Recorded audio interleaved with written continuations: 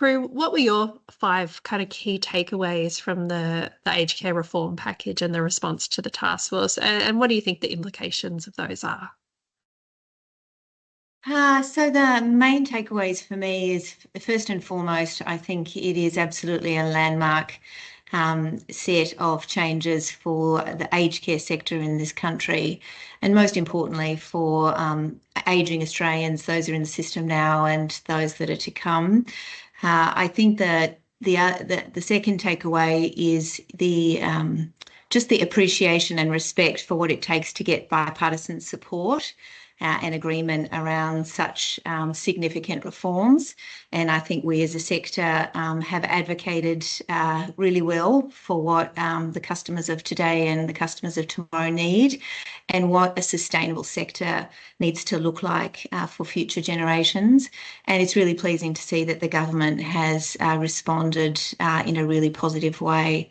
The third takeaway for me is the importance of the signal in the changes around those that can pay, should pay for their aged care.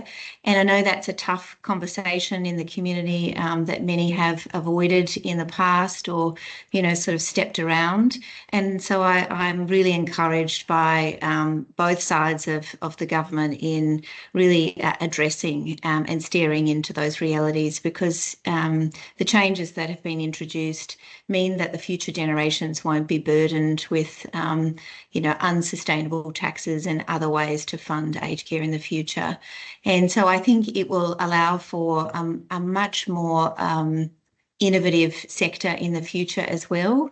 And that's probably my fourth takeaway, is that the way that the settings are coming through is that more and more providers will have the courage and the capacity to also innovate in new models of care, more digital ways of delivering care and services into people's homes, and particularly from a home health perspective. That's incredibly encouraging.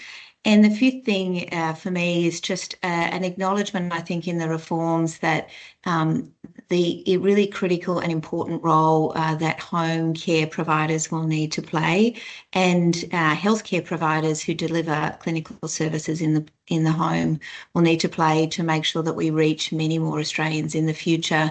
And the investment in additional funding and additional supports for home care is just a really important signal in the reforms that were announced. So they're the five kind of key things that are top of mind from my perspective.